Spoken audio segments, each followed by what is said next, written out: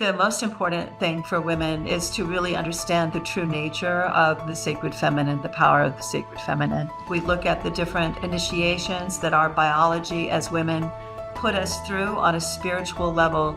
And I think we all need to return to that sacred power within us and understand the values that that power holds: generosity, consensus, mutuality, and work within ourselves to recover that power within us, and then work with that power to change the collective. Hello and welcome to Women Awakening. I'm honored to be your host. I'm Cynthia James, and this is a space where I get to introduce you to extraordinary women from around the globe. Women who step forward to share their wisdom and their courage, their dedication to uplifting the well-being of women and humanity everywhere. So I work with leaders and teams, and I train coaches in my emotional integration techniques, and I support individuals to up-level and thrive and be more authentic in their lives. And so I'll share more about that at the end of the show. I believe that we are living in a time of profound emergence, where women's voices, their visions, their leaderships are rising in powerful ways. I deeply stand in deep, powerful gratitude to be a conduit, introducing you to these remarkable change makers and their stories of transformation and resilience and impact. You can find Women Awakening with Cynthia James on all the platforms, and you can see us in video on YouTube. So please share the conversation, subscribe, leave a review. Your reviews truly make a difference in helping us reach more women around the world. And you can also connect with me on my website, cynthiajames.net.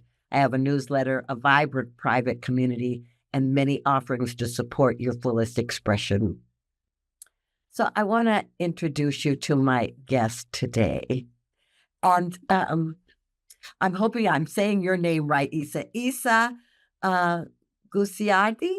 Is that correct? Gucciardi. Gucciardi, okay, yeah. She is a Ph.D. and she holds degrees in cultural and linguistic anthropology, comparative religion, and transpersonal psychology.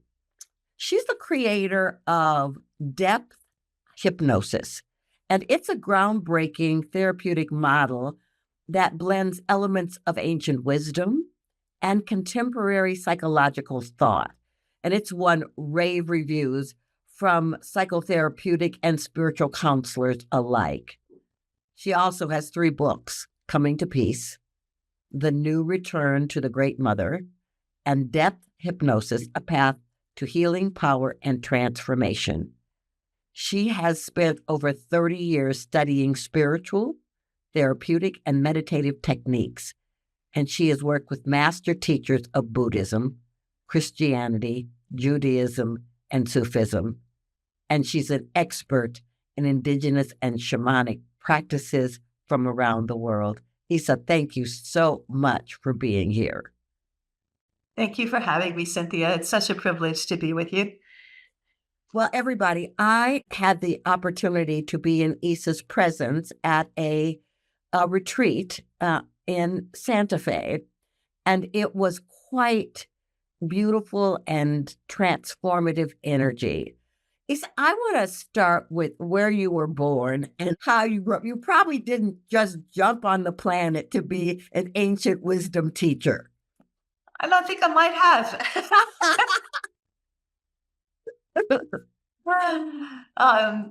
The reason that I say that is because in my childhood, I traveled around a lot. I moved from place to place, and I lived in Hawaii for a good part of my childhood, and then I moved to northern Mexico, and then I moved to Saudi Arabia, then I moved to Lebanon, and on from there. And I think that in each of those places, I took something of those places in terms of the understanding and the wisdom of the land. And, in Hawaii, you have this deep, deep connection with the natural world that is impossible to miss.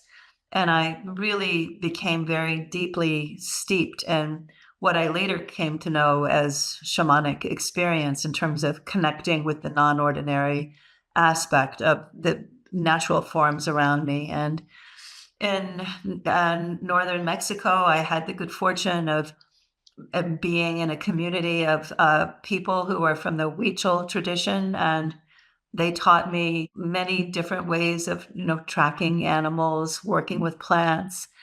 And in Saudi Arabia, I was very exposed to the night sky and, this beautiful, incredible, this, celestial display that happened every night. And I was also connected with the deep spiritual traditions there, the ancient spiritual traditions of Sufism, which are not part of the Saudi experience, but I did meet people there from the Sufi tradition from other Arab countries.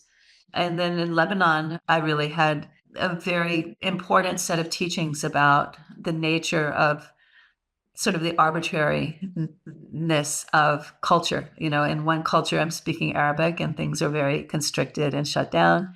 And in another Arabic speaking culture, everyone's wearing mini skirts and going topless. So I just was like, this is, I'm thinking that culture really is kind of an arbitrary thing. And so that really, all of these experiences, the actual context and content of the wisdom in each of these places really informed my way of thinking about the world and trying to understand the world. So, and, I was exposed to, earth-based wisdoms from an early age. And also, I was exposed to Buddhism and Christianity in a very deeply spiritual way along the way. And so I don't know, I really do feel like my childhood was, I was definitely up to something incarnating in, to the places I was incarnating into.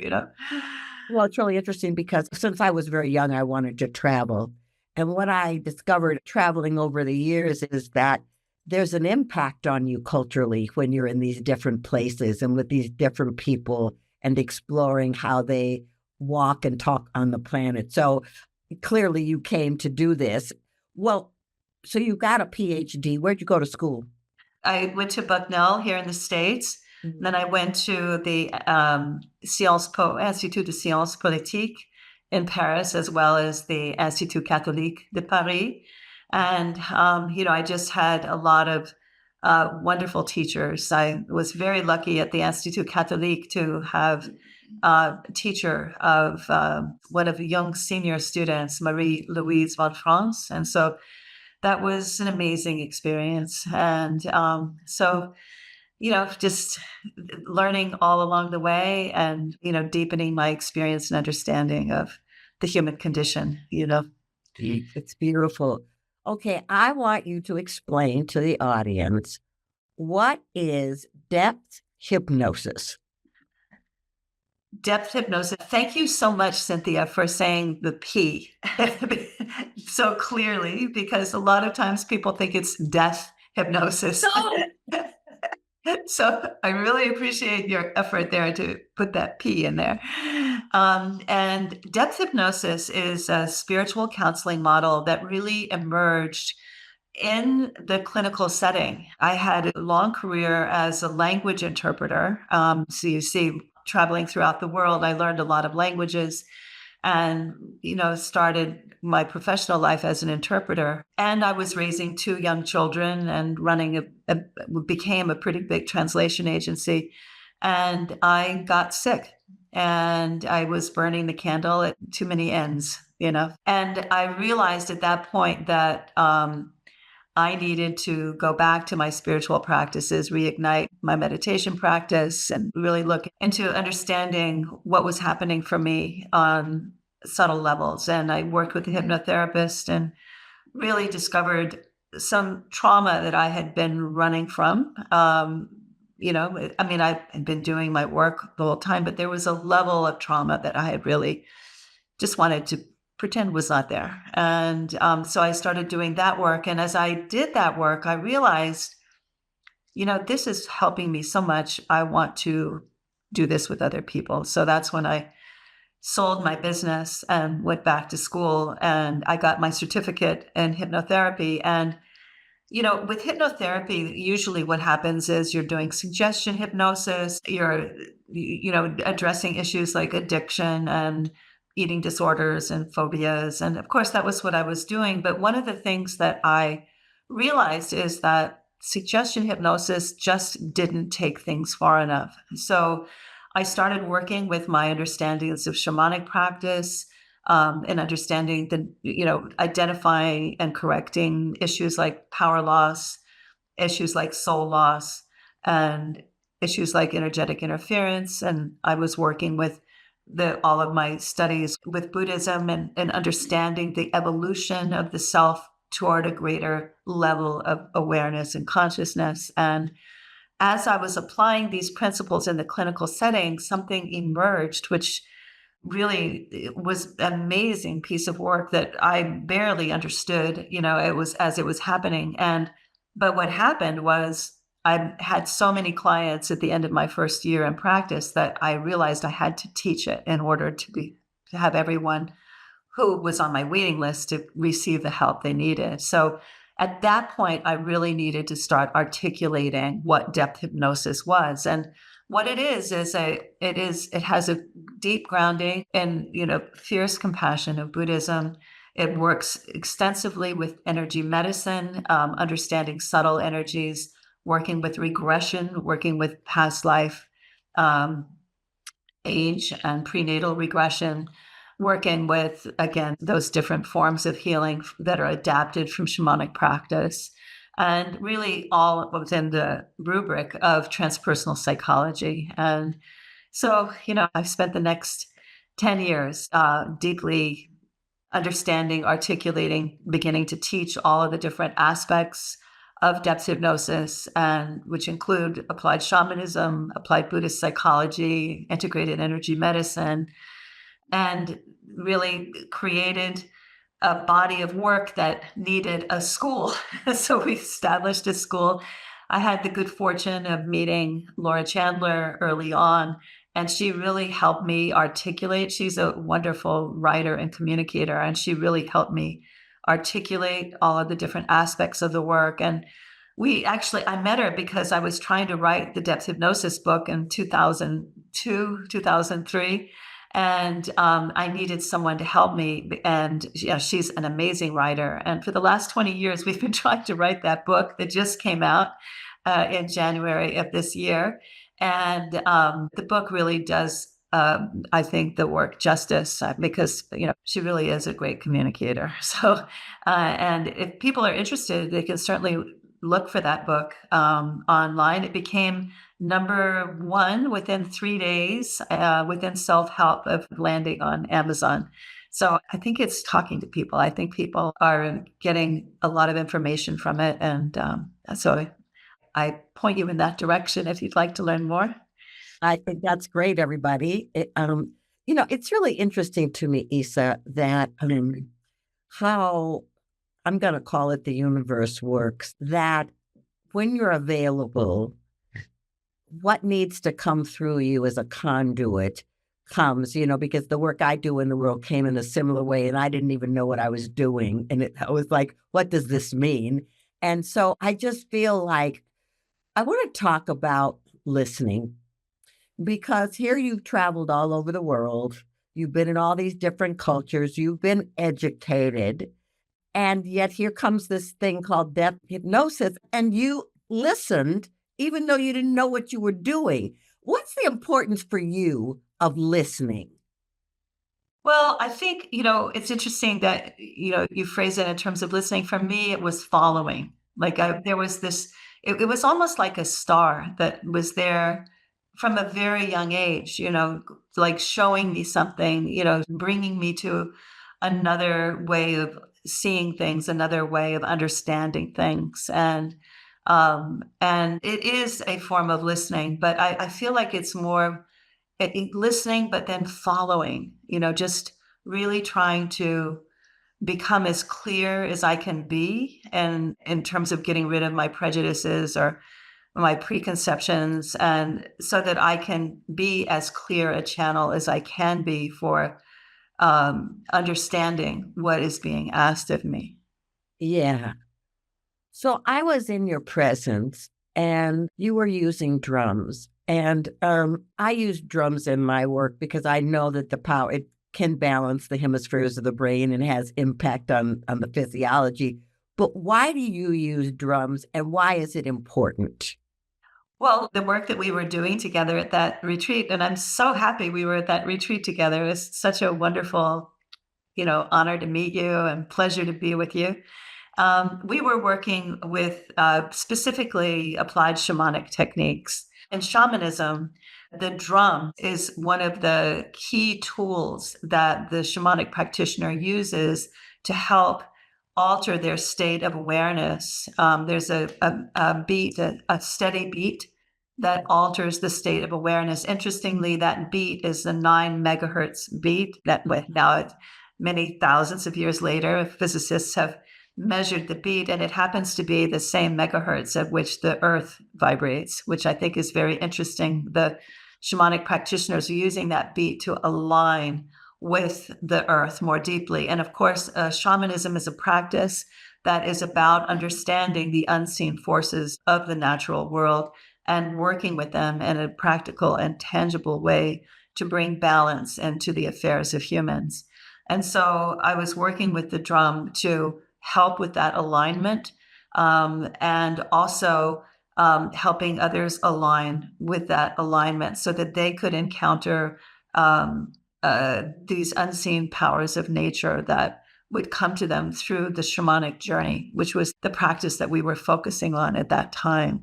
So, and then as you get more deeply into shamanic practice, that the drum really becomes like a portal between the worlds. You work with it as a tool of healing and bringing balance in other ways as well. Yeah. Well, I got to tell you, anybody listening, it was so incredibly beautiful and transformative. I mean, it drops you into a state that just allows you to let go and open. It was incredible. So, one of the things I loved about reading your biography is that you kind of cross all these religions. And so I really feel like there's a golden thread that goes through all religions and that takes us to the frequency of love. But how did you take all of these learnings and all of these intersections and bring it to a place where you could support and teach others? Because it's really powerful. Doesn't matter where you come from. I think it's following that star, listening, and also, a big question that I had from an early age, which I talk about in my book, Coming to Peace, which is a book about conflict resolution. It's coming to peace, healing conflict within ourselves and with others. A big question that I had from a very, very young age was, why is it so like harmonious in nature? And why can't humans find that harmony? Right. And I became pretty dedicated to trying to figure out how to bring the power and the beauty and the harmony of nature into human affairs. I really wanted to do that. And in order to do that, I had to understand all of the different ways in which people are thrown out of balance and all of the ways in which they twist away from their true natures, which in Buddhism is defined as compassionate and wise and connected to the universal flow. And so I think that for me, the different religious practices all have something within them, as you so beautifully described, that golden thread that leads back to love. And I think that I was really exploring these different traditions, trying to understand how they address this issue of this disorder that humans are experiencing, especially that has increased certainly in my lifetime. People are much more disordered, much more disorganized. The collective is much more stressed than it ever was. And so exploring these different spiritual traditions that had been offering sustenance and meaning for thousands of years to different people in different places, I was trying to understand what they may have to offer the human condition today and how to help us find our way through all of the challenges that we face today. Yeah, I think it's so important because in all of my travels, I found that there's connecting places, there's heart places, there's love places. I don't care what religion you come from. I want to know, Isa, how do people find you and your work? And I'm calling it a university because it feels like that to me. Feels like that to me too. How do they find you? Well, we have a website at sacredstream.org and has lots of resources there. There's lots of articles in the library, lots of videos on our YouTube channel. We have a wonderful podcast that explores other people's contributions to this collective experience that Laura hosts. We also have all of the descriptions of all of our trainings there. If you want to become a depth hypnosis practitioner, all of the information is there for that. If you want to become an applied shamanic practitioner, all of the information is there for that, all of the different courses. And if you want to find us brick and mortar, we have a beautiful center in Berkeley, California, that is in an old Lutheran church that is 110 years old. And my website is also a place where you can look for information, isagucciardi.org. Gucciardi, everybody, is Gucciardi. Thank you. So I ask the same last question of every guest on this show. This program is called Women Awakening. What do you think is the most important thing about Women Awakening in this moment? I think the most important thing for women is to really understand the true nature of the sacred feminine, the power of the sacred feminine. And that's why I wrote my book, The New Return to the Great Mother.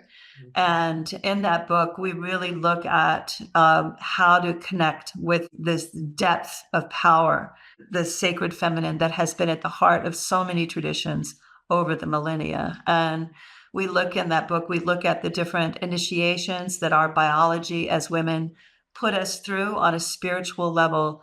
And I think we all need to return to that sacred power within us and understand the values that that power holds: generosity, consensus, mutuality, and really bring that, like, work within ourselves to recover that power within us, and then work with that power to change the collective. Well, Isa, that was so beautifully said. Okay, listen, everybody. She's given you 3 books here. please, please go check these out. Isa, you're so beautiful and radiant and wise, and I'm so honored that you've been here with me. Thank you so much, Cynthia. I so appreciate all the work you do in the world. Thank you so much for all that you do. Hey, too. All right, ladies. So this is what I want to say. First and foremost, thank you. Thank you for being here. Thank you for coming to Women Awakening. You know, our intention is to help you be inspired, to keep you touched and encouraged and reminded of how amazing you are. What an incredible power that lives within you, each and every one of you. So the stories, the invitations, the interviews are an invitation for you to awaken your own voice, to bring your own vision and your unique gifts to the planet, because you're necessary. You matter.